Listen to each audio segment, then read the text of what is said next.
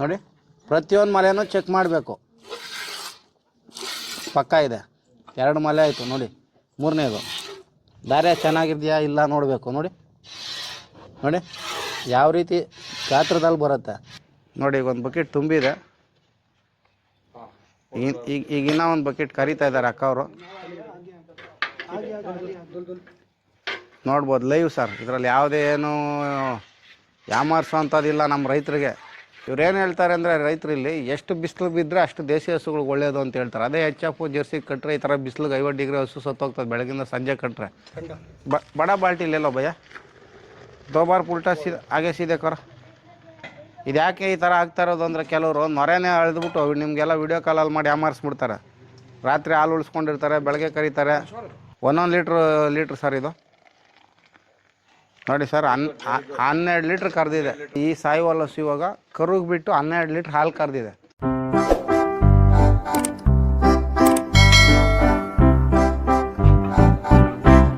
ನಮಸ್ತೆ, ಜೈ ಗೋಮಾತಾ.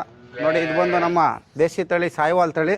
ಈಗ ಸಾಯಿವಾಲ್ ತಳಿಗಳು ಹಾಲು ಯಾವ ರೀತಿ ಕರಿಬೇಕು ಏನು, ಮತ್ತು ನಾನು ಕೆಚ್ಚಲುಗಳು ಹೇಳ್ತಾ ಇದ್ದೆ ನಿಮಗೆ 4 ಮಲೆ ಗ್ಯಾಪ್ ಇರಬೇಕು ಅಂತ. ನೋಡಿ, ಅರ್ಧ ಅಡಿ ಗ್ಯಾಪ್ ಇದ್ದಾವೆ. ಈ ರೀತಿ ಚೆಕ್ ಮಾಡಿ ಕೆಚ್ಚಲೆಲ್ಲ ಕೈ ಆಡಿಸಿ ಸಾಧು ಇದ್ದಾವೋ ಇಲ್ಲ ಚೆಕ್ ಮಾಡಿ ನಾವು ತೊಗೊಬೇಕು. ನೋಡಿ, ನಾನು ಹೊಸ್ದಾಗಿ ಬಂದಿರೋದು, ಯಾಕಂದರೆ ಆ ಹಸುಗಳದ್ದು ಗುಣ ಚೆಕ್ ಮಾಡಬೇಕು. ಬರೀ ಹಸುಗಳು ಹಾಲು ಕರೆಯೋದೇ ಮುಖ್ಯ ಅಲ್ಲ. ಯಾಕಂದರೆ ಹಸುಗಳು ಹಾಲಲ್ಲಿ ಏನಾದ್ರು ಒದೆಯುವಂಥದ್ದಿದ್ದರೆ ಯಾರು ರೈತರು ಆಗಲಿ ಆ ಕೆಲಸದವ್ರಾಗಲಿ ಸಾಕೋಕ್ಕಾಗಲ್ಲ. ಆ ಒಂದು ದೃಷ್ಟಿಯಿಂದ ನಾನೇ ನೇರವಾಗಿ ಬಂದು ಚೆಕ್ ಮಾಡಿ ಮಾಡಿಸ್ತಾ ಇರೋದು. ಈಗ ಅವ್ರ ಹತ್ರ ಹಾಲು ಲೈವ್ ಮಿಲ್ಕಿಂಗ್ ಮಾಡಿಸೋಣ ಸಾಯಿವಾಲ್ ತಳಿ. ಇದು ಅಷ್ಟೇ, ಒಂದು ಟೈಮ್ಗೆ 10 ರಿಂದ 11 ಲೀಟ್ರ್ ಕರೆಯೋಂಥ ಕ್ಷಮತೆ ಇರೋಂಥ ಹಾಲು, ದೇಸಿ ಹಸು ಹಾಲು. ಇದು ಬಂದು ಪಂಜಾಬ್, ಹರಿಯಾಣ, ರಾಜಸ್ಥಾನ ಭಾಗದಲ್ಲಿ ಸಿಗುತ್ತೆ. ಇದು ಈಗ ರಾಜಸ್ಥಾನಲ್ಲೇ ಇರೋದು ನಾವು ಪ್ರೆಸೆಂಟು. ಈಗ ಇದನ್ನು ಲೈವ್ ಮಿಲ್ಕಿಂಗ್ ಮಾಡಿ ತೋರಿಸೋಣ. ಆಯ್ತು ಸರ್, ಲೈವ್ ಮಿಲ್ಕಿಂಗ್ ಕರ್ಲೆಂಗೆ.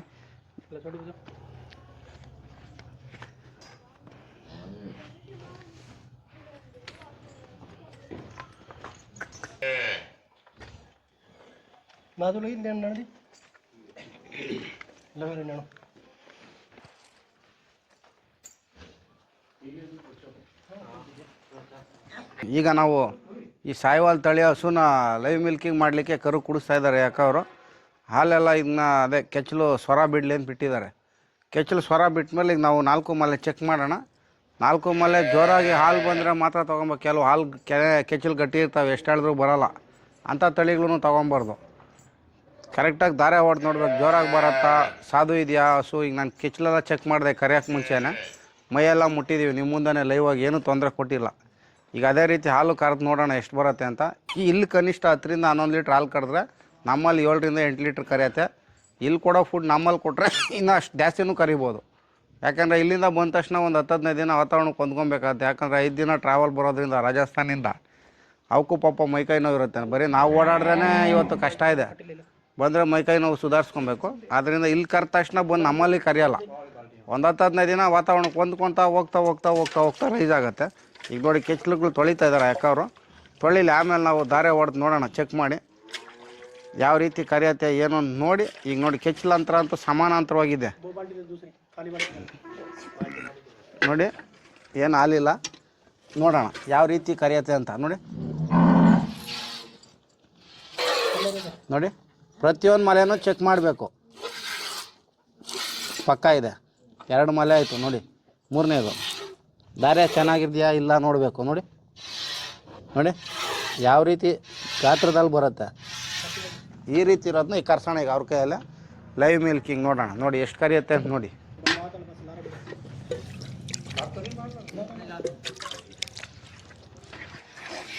ಇಲ್ಲಿ ಯಾವುದೇ ರೀತಿ ಕಣ್ಣು ಮುಚ್ಚಿ ಬಟ್ಟೆ ಕಟ್ಟಿ ಯಾಮಾರಿಸೋವಂಥದ್ದು ವ್ಯಾಪಾರ ಇಲ್ಲ ನಮ್ಮಲ್ಲಿ. ಜನಗಳಿಗೆ ನೈಜತೆ ಏನು, ಹಾಲು ಕರಿಯುತ್ತಾ ಇಲ್ವಾ, ಸುಮ್ಮನೆ ಸುಳ್ಳು ಹೇಳ್ತಾರಾ, ಅವೆಲ್ಲ ನೋಡಲಿಕ್ಕಾಗಿ ಮಾಡಿಸ್ತಾ ಇರೋದು. ಸುಮ್ಮನೆ ಯಾರೋ ಸುಳ್ಳು ಹೇಳ್ತಾರೆ, 3 ಲೀಟ್ರ್ 4 ಲೀಟ್ರ್ ಕರೀತದೆ ಸರ್, ನೀವು 10 ಲೀಟ್ರ್ ಹೇಳ್ತೀರಾ, ಈಗ ಹಾಲೇ ಕರೀತಾ ಇಲ್ಲ ಅಂತ ಹೇಳ್ತಾರೆ. ಯಾಕಂದರೆ ಪ್ರತಿಯೊಂದು ಹಸುಗಳು ಆ ರೀತಿ ಸೆಲೆಕ್ಷನ್ ಮಾಡಬೇಕು. ಎಲ್ಲ ಹಸುಗಳು ಹಾಲು ಕರೆಯೋಲ್ಲ ಆ ರೀತಿ.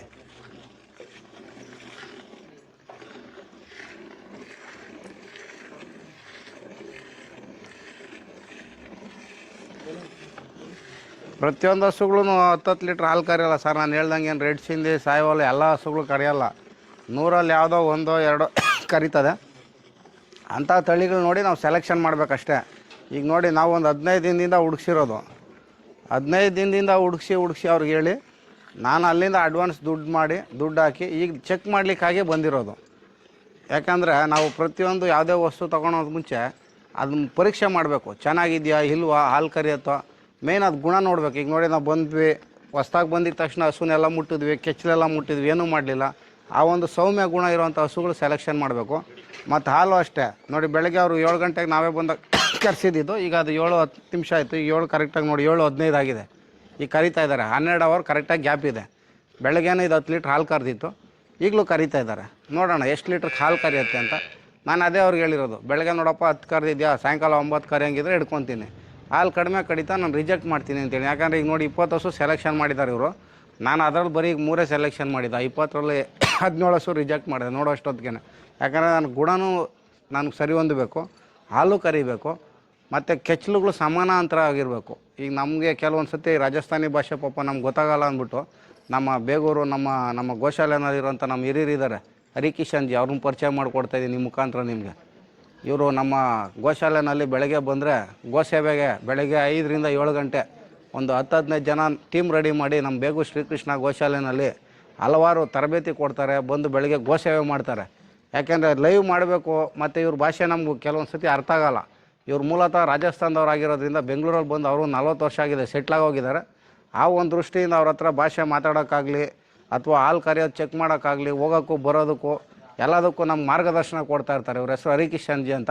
ಯಾಕೆಂದರೆ ಅವ್ರ ಸ್ವಂತ ಕೆಲಸ ಎಲ್ಲ ಬಿಟ್ಟು ನಮ್ಮ ಗೋಶಾಲೆ ಪರವಾಗಿ ಅಥವಾ ನಮ್ಮ ರೈತರ ಪರವಾಗಿ ಇಷ್ಟೆಲ್ಲ ಯಾರೂ ಬರೋಲ್ಲ. ಎಲ್ಲರೂ ಇವತ್ತು ವ್ಯಾಪಾರ ಮಾಡ್ಕೊಂಡು ಕಮಿಷನ್ ಕೊಡಿ ಅನ್ನೋ ಜಮಾನ ಇದೆ ಇವತ್ತು. ಆದರೆ ಇವರು ಆ ರೀತಿ ಇಲ್ಲ, ಅವ್ರ ವಯಸ್ಸಲ್ಲೂ ದೊಡ್ಡವರಾಗಿ ಗುಣನೂ ಹಂಗೆ ದೊಡ್ಡದಿದೆ. ಅದರಿಂದ ಇಂಥವ್ರು ಹಿರಿಯರ ಮಾರ್ಗದರ್ಶನ ತೊಗೊಂಡು ನಾವು ಚೆಕ್ ಮಾಡಿ ತೊಗೊಳೋದು. ಅದರಿಂದ ಪ್ರತಿಯೊಬ್ಬರು ರೈತರು ನೀವು ಎಲ್ಲೇ ಹೋಗಿ ಯಾರಾದ್ರು ಹಳಬ್ರನ್ನ ಹಿರಿಯರು ರೈತರನ್ನ ಅಥವಾ ಅದ್ರ ಬಗ್ಗೆ ಹಸುಗಳ ಬಗ್ಗೆ ಅನುಭವ ಇರೋರನ್ನ ಅಂತ ತೊಗೊಂಡೋಗಿ ಯುವಕರು ಅಂತ ನಮ್ಮಂಥ ರೈತರು ಯುವಕರು ಹೈನುಗಾರಿಕೆಗೆ ಬರೋವಂಥವ್ರು ಆ ಒಂದು ದೃಷ್ಟಿಯಿಂದ ಅದು ಪರಿಚಯ ಮಾಡಿಕೊಂಡು ಕರೆಕ್ಟಾಗಿ ಇದೆಯಾ ಇಲ್ಲೋ ಚೆಕ್ ಮಾಡಿ ಒಂದು 100 ಸತಿ ಪರೀಕ್ಷೆ ಮಾಡಿ, 1 ಸತಿ ಗೊತ್ತಾಗಲಿಲ್ಲ 2 ಸತಿ ಪರೀಕ್ಷೆ ಮಾಡಿ, ಯಾವುದೇ ರೀತಿ ಮೋಸ ಹೋಗಬಾರ್ದು ಅನ್ನೋ ದೃಷ್ಟಿಯಿಂದ ನಾವು ಈ ರೀತಿ ಪರೀಕ್ಷೆ ಮಾಡಿ ರೈತರಿಗೆ ಕೊಡಿಸ್ತಾ ಇರೋದು ಹಸುಗಳು. ಬರೀ ನನಗೆ ಸ್ವಂತಕ್ಕಾಗಿ ಏನು ಬಿಡಪ್ಪ, ನಾನು ಮಾತ್ರ ಹೋಗಿ ಹುಡ್ಕೊಬೇಕು, ಕೊಡ್ಸೋರು ತಾನೇ ಬೇರೆಯವ್ರದ್ದು ನನಗೇನು ಲಾಭ ಬಂತು ಅನ್ನೋ ದೃಷ್ಟಿ ನಮ್ಮಲ್ಲಿಲ್ಲ. ನೋಡಿ ಈಗ ಅವರಿಬ್ಬರು ಹಾಲು ಕರೀತಾ ಇದ್ದಾರೆ.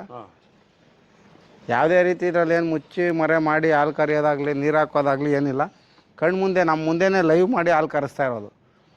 ಅಷ್ಟು ಸಾಧು ಇದ್ದಾವೆ. ನೀವು ಒಬ್ಬರಲ್ಲ ಇಬ್ಬರು ಕರೀರಿ ಏನೂ ಹೋಗಲ್ಲ. ಯಾಕೆಂದರೆ 10 ಲೀಟ್ರ್ ಹಾಲು ಕರೆಯೋದ್ರಿಂದ ಇವಾಗ ತಾನೇ ಈಗ ಒಂದು ಹಸು ಕರೆದ್ರು, ಆಲ್ರೆಡಿ 11 ಲೀಟ್ರ್ ಹಾಲು ಕರೆದಿರೋದ್ರಿಂದ ನೋಡ್ಬೋದು. ಪ್ಯೂರ್ ಸಾಯಿವಾಲ್ ಹಸು.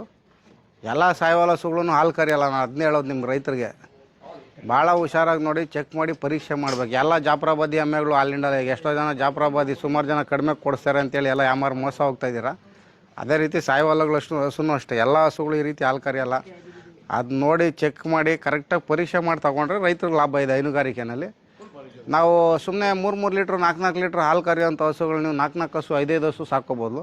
ಈ ರೀತಿ ಉತ್ಕೃಷ್ಟವಾಗಿ ಹಾಲು ಕರಿಯೋಂಥ ಹಸುಗಳು 2, 5 ನಿಮ್ಮ ನಿಮ್ಮ ಕ್ಷಮತೆ, ನಿಮ್ಮ ಧೈರ್ಯ, ನಾನು 5 ಹಸು ಸಾಕ್ಬೋದು 10 ಹಸು ಸಾಕೋದು, ನಿಮ್ಮ ಕೆಪಾಸಿಟಿ ಇದ್ದರೆ ನೀವು ಎಷ್ಟು ಬೇಕೋ ಸಾಕ್ಬೋದು. ಈ ಥರ ಸೆಲೆಕ್ಷನ್ ಮಾಡಿ ಸಾಕಾರೆ ಒಂದು ಸತಿ ಒಂದು 10 ಹಸು ಇಟ್ಕೊಂಡ್ರೆ ಒಂದು ಓರಿ ಇರಬೇಕು. ಪ್ರತಿಯೊಬ್ಬರು ಇವತ್ತೆಲ್ಲ ಸೆಮೆನ್ ಹಾಕ್ತೀನಿ ಅಂತ ಮಾತಾಡ್ತಾರೆ.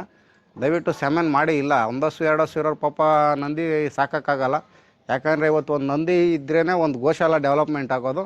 ಆದ್ದರಿಂದ ಪ್ರತಿಯೊಬ್ಬರು ಒಂದೊಂದು ನಂದಿ ಇಟ್ಕೊಳ್ಳಿ, ನಮ್ಮ ದೇಸಿ ತಳಿನ ಉಳಿಸ್ಬೇಕು. ನಂದಿ ಇಲ್ಲರ ಅಂದರೆ ಇವತ್ತು ನಾವು ಯಾವುದೇ ರೀತಿ ಏನೂ ಮಾಡಲಿಕ್ಕಾಗಲ್ಲ. ಯಾಕೆಂದರೆ ಅದು ಒಂದೊಂದು ಹೀಟಿಗೆ ಬಂದಿರೋದು ನಮ್ಗೆ ಗೊತ್ತಾಗೋದೇ ಇಲ್ಲ. ಸೌಮ್ಯವಾಗಿ ಇದ್ಬಿಡ್ತವೆ. ಕೆಲವಾದರೆ ಗಲಾಟೆ ಮಾಡಿ ಹಸುಗಳ ಮೇಲೆ ಎಗರ್ತವೆ, ಕಿರ್ಚ್ತವೆ, ಕೆಲವು ಏನು ಗೊತ್ತಾಗೋದೇ ಇಲ್ಲ. ಅದೇ ನಿಮ್ಮ ಹತ್ರ ನಂದಿ ಬಸವಣ್ಣ ಇದ್ದರೆ ಅದೇ ಹೀಟ್ ಬರೋಷ್ಟೊತ್ತಿಗೆ ಅವೇ ಕ್ರಾಸ್ ಮಾಡ್ತವೆ. ವರ್ಷದಿಂದ 1.25 ವರ್ಷಕ್ಕೆ ಎಲ್ಲ ಕರುಗಳು ಕೊಡ್ತಾ ಇರುತ್ತೆ. ನೋಡಿ ಈಗ ಒಂದು ಬಕೆಟ್ ತುಂಬಿದೆ, ಈಗ ಇನ್ನೂ ಒಂದು ಬಕೆಟ್ ಕರಿತಾ ಇದ್ದಾರೆ ಅಕ್ಕ ಅವರು. ನೋಡ್ಬೋದು ಲೈವ್ ಸರ್, ಇದರಲ್ಲಿ ಯಾವುದೇ ಏನು ಯಾಮಾರಿಸೋ ಅಂಥದ್ದಿಲ್ಲ. ನಮ್ಮ ರೈತರಿಗೆ ಈ ರೀತಿ ಪರೀಕ್ಷೆ ಮಾಡಿ ನೀವು ತಗೊಳ್ಳಿ. ನೀವು ನನ್ನ ಹತ್ರನೇ ತಗೊಳ್ಳಿ ಅಂತ ಹೇಳ್ತಾ ಇಲ್ಲ, ನೀವು ಯಾರ ಹತ್ರನಾದ್ರು ತಗೊಳ್ಳಿ, ನೀವೇ ಖುದ್ದಾಗಿ ಹೋಗಿ ತಗೊಳ್ಳಿ. ಈ ರೀತಿ ನೈಜತೆ ಇದ್ದು ಕೊಡ್ಸೋಂಗಿದ್ರೆ ಮಾತ್ರ ನೀವು ತಗೊಳ್ಳಿ. ಸುಮ್ಮನೆ ಎಲ್ಲ ಕೂತ್ಕೊಂಡು ಆನ್ಲೈನಲ್ಲಿ ಯಾರೋ 30,000 ಕೊಟ್ಟರು ಸರ್ 40,000 ಕೊಟ್ಟರೆ ಏನು ದುಡ್ಡು ಹಾಕ್ತೀರಾ, ನಿಮ್ಗೆ ದುಡ್ಡು ಬರೋಲ್ಲ, ನಿಮ್ಗೆ ಹಸುನೂ ಬರೋಲ್ಲ. ಮತ್ತು ಈ ಹಸುಗಳಲ್ಲೆಲ್ಲ ಕೆಲವೆಲ್ಲ ಯೂಟ್ರಸ್ ಪ್ರಾಬ್ಲಮ್ ಇರ್ತವೆ. ಈ ಪ್ರೆಗ್ನೆಂಟ್ ಆಗದಿರೋದಕ್ಕೆ ಯಾವುದೋ ಒಂದು ಹಸುಗಳು ಓರಿಗಳು ಬಿಟ್ಟು ಅದೇನೋ ಅಲಕ್ ಬುಲಕ್ ಅಂತಾರಲ್ಲ, ಆಟೋಮೆಟಿಕ್ಕಾಗಿ ಯಾವುದೋ ಒಂದು ಸತಿ ಕನ್ಸ್ಯೂವ್ ಆಗಿರ್ತಾವೆ, ಅವ್ರು ಒಂದು 10 ಸತಿ 20 ಸತಿ ಕಟ್ಸಿ ಪ್ರೆಗ್ನೆಂಟ್ ಆಗದಿರೋಂಥ ಹಸುಗಳು ಅಂಥವು ಯಾಮಾರಿಸಿ ಕಡಿಮೆಗೆ ಮಾರಾಟ ಮಾಡಿಬಿಡ್ತಾರೆ. ಅಥವಾ ಕೆಚ್ಚಲು ಬಾವಿರೋವಂಥವು ಆ ರೀತಿ ಇರೋವಂಥ ಹಸುಗಳು ಕಡಿಮೆಗೆ ಸಿಗ್ತಾವೆ. ಅಥವಾ ಸಂತೆನಲ್ಲಿ ತೊಗೊಂಬಂದು ಮಾರಾಟ ಮಾಡೋರು ಇರ್ತಾರೆ.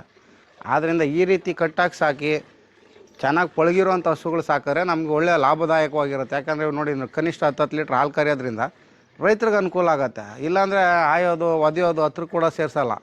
ಗುಣ ಇಲ್ದಿರೋದನ್ನ ನಾವು ಎಷ್ಟು ಇಟ್ಕೊಂಡ್ರೂ ವೇಸ್ಟೇ. ಆದ್ದರಿಂದ ಈ ರೀತಿ ಗುಣ ಇರೋವಂಥ ಹಸುಗಳು ಸಾಕಬೇಕು. ನಮ್ಮ ರೈತರಿಗೆ ಅನುಕೂಲ ಆಗಲ್ಲ, ತುಂಬ ಅನುಕೂಲ ಆಗುತ್ತೆ. ನೋಡ್ಬೋದು ಎಷ್ಟು ಚೆನ್ನಾಗಿದೆ, ಪ್ಯೂರ್ ಬ್ರೀಡು, ತುಂಬ ಸಾಧು ಗುಣ. ಈ ಥರ ಸಾಧು ಗುಣ ಇರೋವಂಥ ಹಸುಗಳನ್ನ ನಾವು ಸಾಕಬೇಕು. ಯಾವುದೇ ರೀತಿ ನಿಮ್ಗೆ ಇದರಲ್ಲಿ ಏನೂ ಮೋಸ ಆಗೋಲ್ಲ. ಈಗ ಹೆಚ್ಚೆಚ್ಚುವಾಗಿ ನಮ್ಮ ಸಾಯಿವಾಲ್ ಅಂತೀವಲ್ಲ, ನಾನು ಅದಕ್ಕೆ ಹೇಳೋದು, ಸಾಯಿವಾಲಲ್ಲಿ ಯಥೇಚ್ಛವಾಗಿ ಫ್ಯಾಟ್ ಇರುತ್ತೆ. ಇದು ಮೂಲತಃ ಬಂದು ಸಾಯಿವಾಲ್ ನಮ್ಮ ಪಾಕಿಸ್ತಾನ ಮೂಲ ತಳಿ ಬಂದು ಪಾಕಿಸ್ತಾನನೇ ಸಾಯಿವಾಲ್. ಈಗೇನಾಗಿಂದರೆ ನಮ್ಮ ಭಾರತ ದೇಶದಲ್ಲೇ ಡಿವೈಡ್ ಆಗಿರೋದ್ರಿಂದ ಈ ಒಂದು ಸಾಯಿವಾಲ್ ತಳಿ ನಮ್ಮ ಪಂಜಾಬು, ರಾಜಸ್ಥಾನ, ಹರಿಯಾಣ, ಪಾಕಿಸ್ತಾನ ಆ ಒಂದು ಪಾಕಿಸ್ತಾನ ಬಾರ್ಡ್ರಲ್ಲಿ ಏನಿರೋದ್ರಿಂದ ಈ ಒಂದು ತಳಿಗಳು ಉಳ್ಕೊಂಬಂದಿದೆ. ಒಳ್ಳೆ ದೇಸಿ ತಳಿ ಇದು. ಎಂಥ ಬಿಸಿಲಿಗೂ ತಡ್ಕೊಳುತ್ತೆ, ಎಂಥ ಹವಾಮಾನಕ್ಕೂ ತಡ್ಕೊಳುತ್ತೆ. ಯಾವುದೇ ರೀತಿ ಕಾಯಿಲೆ ಬರೋಲ್ಲ ಇದಕ್ಕೆ. 50 ಡಿಗ್ರಿ ಬಿಸಿಲಿಗೂ ತಡ್ಕೊಳುತ್ತೆ. ನೋಡಿ, ಇದು ಓಪನ್ ಪ್ಲೇಸ್ ಇವ್ರ ಶೆಡ್ಡು. ಯಾವುದೇ ರೀತಿ ಇದಕ್ಕೆ ಶೀಟ್ ಹಾಕಿಲ್ಲ. ಇವ್ರು ಏನು ಹೇಳ್ತಾರೆ ಅಂದರೆ, ರೈತರಲ್ಲಿ ಎಷ್ಟು ಬಿಸಿಲು ಬಿದ್ದರೆ ಅಷ್ಟು ದೇಸಿ ಹಸುಗಳು ಒಳ್ಳೆಯದು ಅಂತ ಹೇಳ್ತಾರೆ. ಅದೇ HF ಜರ್ಸಿ ಕಟ್ಟರೆ ಈ ಥರ ಬಿಸಿಲಿಗೆ 50 ಡಿಗ್ರಿ ಹಸು ಸತ್ತೋಗ್ತದೆ. ಬೆಳಗಿಂದ ಸಂಜೆ ಕಟ್ಟರೆ ಇದು ಬಾಯೇ ಬಿಡೋಲ್ಲ. ಅಷ್ಟೊಂದು ದೇಸಿ ತಳಿ ಆಗಿರೋದ್ರಿಂದ ಅಷ್ಟೊಂದು ಇದಕ್ಕೆ ರೋಗ ನಿರೋಧಕ ಶಕ್ತಿ ಜಾಸ್ತಿ. ಯಾವುದೇ ರೀತಿ ಕಾಯಿಲೆಗಳು ಬರೋಲ್ಲ ದೇಸಿ ತಳಿ ಆಗಿರೋದ್ರಿಂದ. ಮತ್ತು ಫ್ಯಾಟಿಗೆ ನಮ್ಮ ರೈತರಿಗೆ ಡಿಗ್ರಿ ಬರೋಲ್ಲ ಅನ್ನೋ ಸಮಸ್ಯೆ ಇರೋಲ್ಲ. 4.5 ರಿಂದ 5 ಫ್ಯಾಟು ಬರುತ್ತೆ ಇವು ಸಾಯಿವಾಲ್ ಹಸುಗಳು. ಮತ್ತು ಸಾಯಿವಾಲ್ ಒಳ್ಳೆ ಸಿಹಿ ಇರುತ್ತೆ ಹಾಲು. ಆದ್ದರಿಂದ ಈ ಒಂದು ದೇಸಿ ತಳಿಗಳು ನಾವೆಲ್ಲ ಉಳಿಸ್ಕೊಳ್ಳೋಣ. ಹೈನುಗಾರಿಕೆ ಮಾಡೋರು ಇಂಥ ತಳಿಗಳು ಸೆಲೆಕ್ಷನ್ ಮಾಡೋಣ. ಸಾಯಿವಾಲ್ ಭಾಳ ವಿಶೇಷ ದೇಸಿ ತಳಿ. ನೋಡ್ಬೋದು ನೋಡಿ, ಹಸುಗಳು ಹಾಲು ಕುಡಿಲಿಕ್ಕೂ ಹಿಂದ್ಗಡೆ ಒಂದು ಮಲೆ ಬಿಟ್ಟಿದ್ದಾರೆ, 3 ಮಲೆ ಹಾಲು ಕರೆದಿದ್ದಾರೆ. ಈಗ ಇದನ್ನ ಹಾಳು ನೋಡೋಣ ಯಾವ ರೀತಿ ಬರುತ್ತೆ ಅಂತ. ನೋಡಿ, ಬಕೆಟಲ್ಲಿ ಏನೂ ಇಲ್ಲ. बड़ा बाल्टी ले लो भैया, 2 बार उल्टा सीधा आगे सीधे करो. ಇದು ಯಾಕೆ ಈ ಥರ ಆಗ್ತಾ ಇರೋದು ಅಂದರೆ, ಕೆಲವರು ನೊರೆನೇ ಅಳೆದ್ಬಿಟ್ಟು ನಿಮಗೆಲ್ಲ ವೀಡಿಯೋ ಕಾಲಲ್ಲಿ ಮಾಡಿ ಯಾಮಾರಿಸ್ಬಿಡ್ತಾರೆ. ರಾತ್ರಿ ಹಾಲು ಉಳಿಸ್ಕೊಂಡಿರ್ತಾರೆ, ಬೆಳಗ್ಗೆ ಕರೀತಾರೆ, ಆ ರೀತಿ ಎಲ್ಲ ಮಾಡಿರ್ತಾರೆ. ಆದ್ದರಿಂದ ನೀವು ಇದನ್ನ 2-3 ಸತಿ ಫಿಲ್ಟ್ರ್ ಮಾಡಿ ನೋಡಿ ಅಳಿಬೇಕು. ಹಾಗಾದ್ರೆ ಅದರಲ್ಲಿರೋ ನೊರೆ ಎಲ್ಲ ಹೋಗಿರುತ್ತೆ. 3-4 ಸತಿ ಬಗ್ಸಿದ್ರೆ ನೊರೆ ಎಲ್ಲ ಹೋದರೆ ಕರೆಕ್ಟಾಗಿ ಹಾಲು ನೈಜ ಏನು ಹಾಲಿರುತ್ತೆ ಹಾಲು ಗೊತ್ತಾಗುತ್ತೆ. ನೋಡೋಣ, ಅಳಿಯೋಣ ಈಗ ಎಷ್ಟು ಲೀಟ್ರ್ ಬರುತ್ತೆ ಅಂತ. ಇಲ್ಲೆಲ್ಲೋ ರುಕೋ ಭಯ್ಯ, ಭರ್ಪೂರ ಬರ್ಕೆ ಮಾಪನ ನೋಡಿ. ಅದು ಸ್ವಲ್ಪ ಬಿಟ್ಬಿಟ್ಟು ಅಳೆದು ಬಿಡ್ತಾರೆ ನೋಡಿ. ಒಂದಾಯಿತು,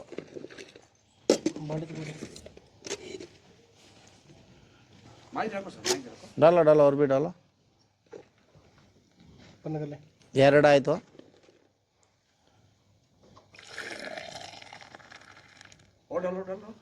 3 ಆಯಿತು.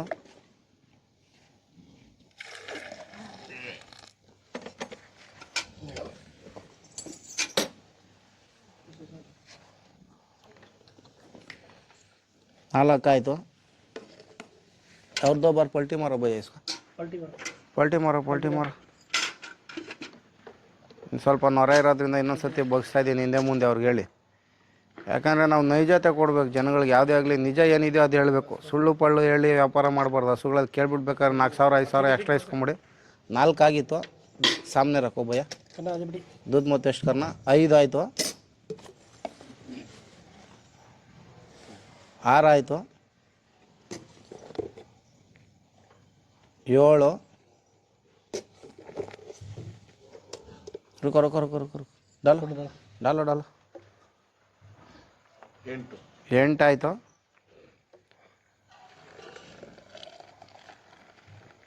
9,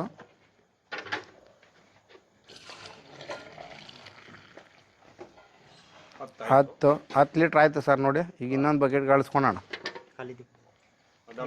ಡಾಲೋ ಭಯ, ಡಾಲೋ 11, 1 ಲೀಟ್ರ್ ಸರ್ ಇದು. ನೋಡಿ ಸರ್, 12 ಲೀಟ್ರ್ ಕರೆದಿದೆ ಒಂದು ಸಾಯಿವಾಲ್ ಹಸು. ನೋಡಿ, ಈ ಸಾಯಿವಾಲ್ ಹಸು ಇವಾಗ ಕರುಗೆ ಬಿಟ್ಟು 12 ಲೀಟ್ರ್ ಹಾಲು ಕರೆದಿದೆ. ಈ ರೀತಿ ಉತ್ಕೃಷ್ಟವಾಗಿರೋಂಥ ಹಸುಗಳು ತೊಗೊಬೇಕು. ಒನ್ ಟೈಮ್ಗೆ 12, ಅದು ಕರುಗೆ ಬಿಟ್ಟು. ಕರುಗೂ ಸೇರಿಸಿದ್ರೆ 15 ಲೀಟ್ರ್ ಹಾಲಾಗತ್ತೆ. ಇಂಥ ಒಂದು ದೇಶಿ ತಳಿಗಳು ಸೆಲೆಕ್ಷನ್ ಮಾಡ್ಬೇಕು ನಾವು. ಈ ಥರ ಸಾಕಿ ನೋಡಿ, ಹಸುಗಳು ಚಿಕ್ಕದಾಗಿದೆ, ಚೊಕ್ಕವಾಗಿದೆ, ಹಾಲು ಯಥೇಚ್ಛವಾಗಿ ಬರುತ್ತೆ. ಈಗ ನಾನು ಅದೇ ಹೇಳ್ತಾ ಇದ್ದೆ, ನೀವು ಇಷ್ಟು ದಿನ ನಾನು ಕೇಳ್ತಾ ಇದ್ರಿ ಏನಪ್ಪ ಚೋಲಿಸ್ತಾನೆ ರಾಟಿ ನೀವು ಒಂದೇ ಸಾಕಿದ್ದೀರಾ, ಸುಮಾರು ಜನ ಕೊಡಿಸಿ ಅಂತ. ನಾನು ಒಂದು ತಿಂಗಳಿಂದ ಹುಡ್ಸಿದ್ದಕ್ಕೆ ನೋಡಿ ಒಂದು ತೊಗೊಂಬಂದಿದ್ದಾರೆ ಈ ಚೋಲಿಸ್ತಾನಿ ರಾಟಿನ. ಇದರಲ್ಲಿ ಈಗ ಹಾಲು ಕರೆಸಿ ನೋಡೋಣ. ಚೋಲಿಸ್ತಾನಿ ನಮ್ಮ ಹತ್ರ ಇದ್ದಿದ್ದು ಬ್ಲ್ಯಾಕ್ ಆ್ಯಂಡ್ ವೈಟ್ ಚಿರತೆ ಇತ್ತು ನೋಡಿ, ಇದು ಬ್ಲ್ಯಾಕು ಬ್ರೌನಿಶು ಪ್ಲಸ್ ವೈಟ್ ಇದೆ. ಗುಣ ಸಾಧು ಇದೆಯಾ. ಈಗ ಇದನ್ನು ಹಾಲು ಕರೆದು ಲೈವ್ ಮಿಲ್ಕಿಂಗ್ ಮಾಡೋಣ. ಚೋಲಿಸ್ತಾನಿ ರಾಟಿ ತಳಿ ತುಂಬ ಇದು ಪಾಕಿಸ್ತಾನದ ಬಾರ್ಡ್ರದು, ಭಾಳ ಸ್ಪೆಷಲ್ ತಳಿ. ಇದು ಬಂದು ಹಾಲು ಫ್ಯಾಟ್ ಯಥೇಚ್ಛವಾಗಿ ಬರುತ್ತೆ, ತುಪ್ಪ ಯಥೇಚ್ಛವಾಗಿ ಬರೋದ್ರಿಂದ ಈ ಒಂದು ತಳಿಗಳು ಸಾಕ್ಬೇಕು ನಾವು. ಫ್ಯಾಟಿಗೆ ನಿಮ್ಗೆ ಕೊರತೆನೇ ಬರೋಲ್ಲ. ಚೋಲಿಸ್ತಾನಿ ತಳಿ ಮೂಲ ಬಂದಿದ್ದು ಪಾಕಿಸ್ತಾನದ್ದು. ಈಗ ನಮ್ಮ ಪಂಜಾಬು ಇವೆಲ್ಲ ಭಾರತ ದೇಶ ಡಿವೈಡ್ ಆಗಿರೋದ್ರಿಂದ ಇವತ್ತು ಪಾಕಿಸ್ತಾನ ತಳಿ ಆದರೂ ಇವತ್ತು ರಾಜಸ್ಥಾನದಲ್ಲೂ ಸಿಗುತ್ತೆ, ಮತ್ತು ನಮ್ಮ ಪಂಜಾಬ್ ಬಾರ್ಡ್ರಲ್ಲೂ ಸಿಗುತ್ತೆ. ಆದ್ದರಿಂದ ಇವರು ಹುಡ್ಕೊಂಬಂದಿರೋದು ಬಾರ್ಡ್ರಿಂದಾನೆ. ಆಲ್ಮೋಸ್ಟ್ ಒಂದು 5-6 ಕಿಲೋಮೀಟ್ರ್ ಬಾರ್ಡ್ರಲ್ಲಿ ಹುಡ್ಕೊಂಬಂದು ನಾನು ಅವ್ರಿಗೆ ಒಂದು ತಿಂಗಳಿಂದ ಆರ್ಡ್ರ್ ಹೇಳಿದ್ದಕ್ಕೆ ಇದೊಂದು ಸಿಕ್ಕಿದೆ. ಸುಮಾರು ಜನ ನಾನು ಕೇಳ್ತಾನೆ ಇದ್ದಾರೆ, ಈ ನಡುವೆ ನಿಮ್ಮ ಹತ್ರ ಇದೆಯಪ್ಪ ಚೋಲಿಸ್ತಾನಿ ತಳಿ, ನನಗೂ ಕೊಡಿಸಿ ಅಂತ. ಆದ್ದರಿಂದ ಒಂದು ಸಿಕ್ಕಿರೋದ್ರಿಂದ ಯಾರು ಮುಂಚಿತವಾಗಿ ನಾನು ಬುಕ್ಕಿಂಗ್ ಆರ್ಡ್ರ್ ಮಾಡಿದಾರೋ ಅವ್ರು ಕೊಡಿಸ್ತೀನಿ, ನಾನು ಇಲ್ಲ ಅಂತೇಳಿಲ್ಲ. ಇನ್ನು ಮಿಕ್ದವ್ರಿಗೂ ನಿಧಾನಕ್ಕೆ ಹುಡುಕಿ ತರೋಣ, ಯಾರು ಯಾವಾಗ ಸಿಗುತ್ತೋ ಅವಾಗ ಕೊಡ್ಸೋಣ. ಯಾಕಂದರೆ ಇವು ಎಲ್ಲ ಕಡೆ ಸಿಗೋವಂಥ ಪದಾರ್ಥಗಳಲ್ಲ.